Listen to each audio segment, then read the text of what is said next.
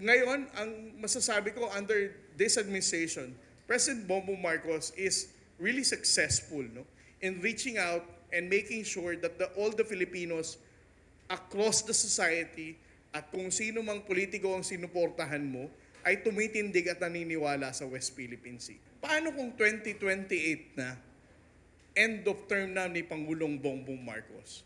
How can we assure that our fight in the West Philippine Sea will continue? Ito ang dahilan kung bakit we need to reach out, to increase awareness more. Para siguraduhin natin ang Pangulo ng 2028 is not somebody who's going to set aside our fight in the West Philippine Sea at sasabihin uling walang kinalaman sa sikmura ng Pilipino ito at magkakagera at mga ngakong magje-jet ski. No? We have to make sure na ang mananalong presidente by 2028 is somebody who's going to pick up what President Bongbong Marcos has started. Itong Pangulo na ito ang patuloy na titindig at itutuloy ang laban natin pagdating sa issue ng West Philippine Sea.